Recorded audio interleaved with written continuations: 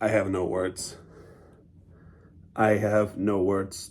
What I just saw this game, in all honesty,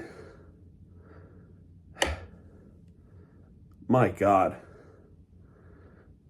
Noah Cates is one name to say. Game tying and a go-ahead goal. And Reinhardt Sam Reinhardt, as good as he was tonight, his performance was absolutely in vain. It's clear that the defense is lacking. It's what it seems like. 25, 16, and 3. The defense clearly lacked at the back line. It clearly is. And without Aaron Ekblad, it's gone to the point where we have to question our defense, our defensemen. Sure, we had Nico Mikkola, but without Aaron Ekblad, it's harder to defend. And then for the first time in a very long time, I'm talking about probably in the 2022 season, I would say, where the Panthers had a multi-goal lead to start off and blew it in the third period. They go to the third period leading 2-1, and they blew it not once, but twice. And it's just embarrassing. It's embarrassing to talk about it because this is the Panthers nowadays that we hardly ever know. Maybe back in the day, back in the 2010s, in the 2000s, they probably would do such a thing like this. In fact, they would. But in this generation of the Florida Panthers, they do not. And we once again, failed to do a regular season series sweep against a Metropolitan Division team. We failed to do that against the Carolina Hurricanes. And just now, we failed to do that against the Flyers. That's what it seems like to me. So what's next? Are we going to fail against the Rangers? What about the Devils? They're going to... Oh, no. We got New Jersey tomorrow. Fantastic. So Sergei Bobrovsky, as good as he was in the first period, he lacked, especially in the third period. It's Sergei Bobrovsky going up against Samuel Ersson, and Ersson gave up 2 goals in the first period. And again, as good as the Panthers were in the first period, they lacked the rest of the game. It clearly showed. What's with playing against the Flyers is that this team, and I'm talking Panthers specifically, cannot seem to hold a lead, especially against the Flyers team. What the hell is that? This is twice this happened. Maybe three times now. You look back at the first game, they tied it up, and that game went all the way to the shootout. And then the second game, just about a month ago, actually a little bit over a month ago, where they had a good commanding lead, I would say. It was 3-0. It was 3-0 that game. And the Flyers came back to take the lead 5-4. But the Panthers in this game were able to wake up and then put 3 more goals against the Flyers. This game, they did not do that. And that's frustrating. Absolutely frustrating about this. Same thing right here. In the first game, they blew the lead twice. That game went all the way to the shootout. Still won that game. Not this time, and that's what's so pathetic about it. As good as Philadelphia was, better team than they were, better team against the Panthers apparently regarding the defense and with the puck possessions, they're blocking our shots. The one thing that I would say that really hurt our chances, Florida Panthers team, is the fact that we keep taking too many penalties. To start off, Barkov gets a high stick against Nick Seeler. Flyers go on a power play. Owen Tippett with the wrist shot that was saved by Bobrovsky. However, the good news about this power play is that Sam Reinhart, once again, did it all by himself. First lead of the game came from the Sam Reinhart shorthanded goal, all by himself. That's his 26th goal of the season, his fifth shorthanded goal of the season. And the Florida Panthers' 11th shorthanded goal of the season. But 2 minutes later, Another goal by the Florida Panthers. He is assisted by Nate Schmidt. That's his 6th assist of the season. And then Rodriguez, 11th assist of the season. And off the wrist shot, and I mean, this is not even a wrist shot. This is more like a sniping wrist shot by Uvis. Uvis snipes one past Erson to make it a 2-0 lead for the Florida Panthers. That's his 2nd goal of the season, his 3rd of his career. So congrats to Uvis, and what a shot by Uvis Balenskis to get one in for the Florida Panthers. Penalties next. There was a slashing against the Flyers, Sean Cartier against AJ Greer. But for some reason, they felt as though as AJ Greer was a little bit of a floppy flop, so they called that an embellishment against AJ Greer. That is bullshit. I've seen slashing calls exactly the way how AJ Greer reacted, but they don't call shit.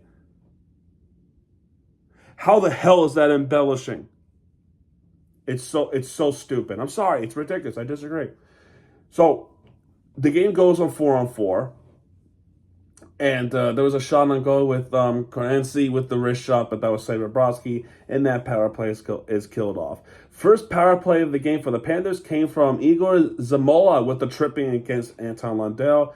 Florida goes on a power play. During that power play, Carter Verhaeghe with the wrist shot, which was saved by Erson. Verhaeghe tries again, but it hit above the crossbar that should have went in. Carter Verhaeghe this time with the wrist shot once more, saved by Erson. And Rodriguez with the wrist shot to try to get one in Erson, and Erson has that one, and that penalty is killed off. Speaking of Aaron Rodriguez, a little bit after that, there was an interference call against Aaron Rodriguez towards Kornensi with the interference. Philadelphia goes on the power play. Kornensi with the snapshot, but Bobrovsky have it. Bobby Brink snaps it, but that was saved by Bobrovsky as well. And that penalty is killed off. And we go to the second period leading 2-0. This was Florida's period. So good start of the game. Could they hold it? So in the second period, this was all Philadelphia. This was all Philadelphia in the second period. I would say as Florida early in the second period, they had some chances. Mikula with the wrist shot, Forsling with the slap shot, but all times Erson has that one. And they talk about how bad the goaltending is for the Philadelphia Flyers. But I mean, you give up 2 goals, you start to wake up. But the best chance for the Florida Panthers to score to make it 3-0, AJ Greer. With 3:30 into the second period, his shot went wide to the left.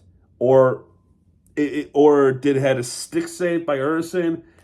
But either way, that should have been 3-0. How the hell did that not go in? AJ Greer, wide open on the left side. Erson's net was completely exposed. So on paper, you should be able to score that goal with the snapshot. It's amazing how he just missed that. Oh my God. That fucking miss definitely comes back to haunt us. AJ Greer should feel haunted about this miss, because this would have been a little bit better for the Florida Panthers to be up 3 goals, or at least I think. Well, but we'll never know because this happened. All right.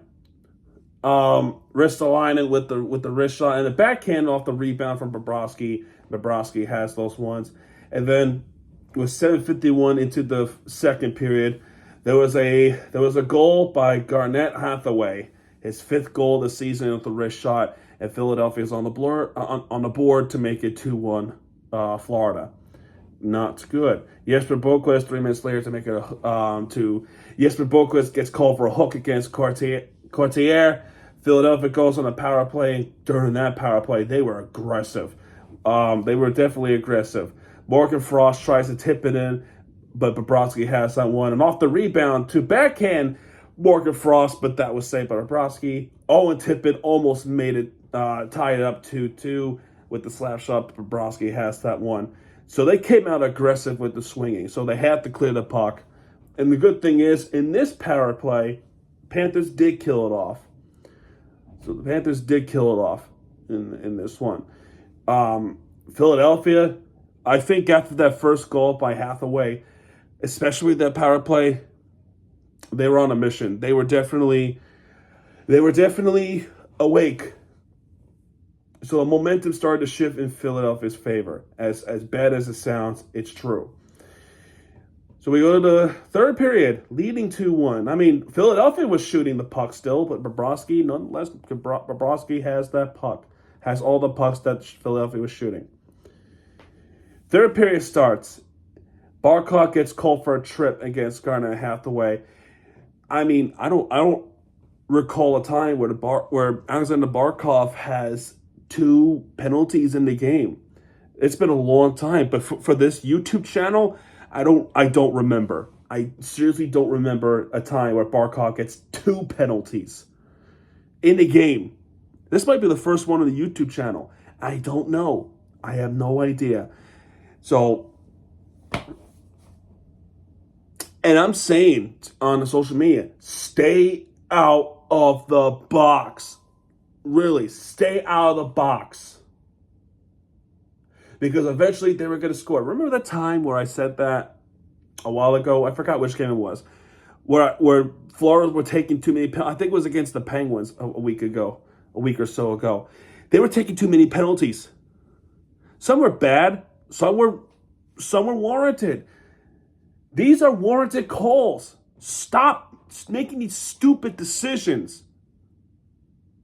Because the referee sees it, and eventually they were going to make us pay. Did they? Morgan Frost with the slap shot, which was saved by Bobrovsky. Sanheim with the slap shot, which was saved by Bobrovsky. And of course, yep, they did make us pay.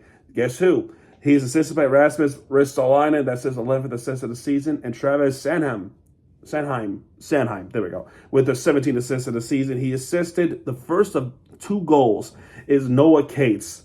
He ties it up in this power play against the Florida Panthers. That's his 8th goal this season. 54 seconds later, Jean Cartier with the hook and call against Uvis Balinskis. And the nerve. I'm sorry to be a little bit of a call-out, nagging about how referee this, referee that. And, I'm praising referees. But Florida was committing too many penalties. Philadelphia was getting quite the handful of power plays, do they? Right? That's what it feels like to me. The one time, Courtier gets a hooking call. This was delayed call. Philadelphia touched it.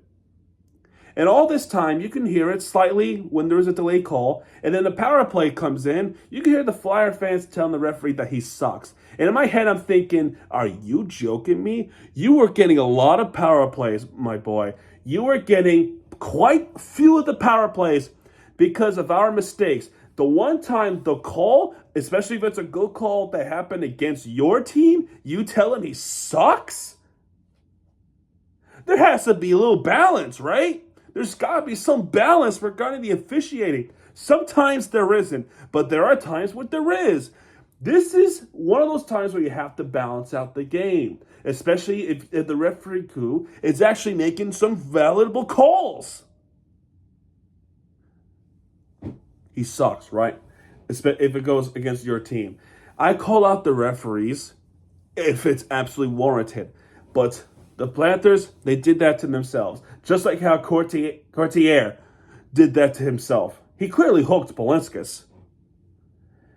They just don't want us to have a power play goal. Well, did they? Well, Sam Reinhart with the wrist shot, which was saved by Ersson. And then speaking of Sam Reinhart, he's assisted by Barkov.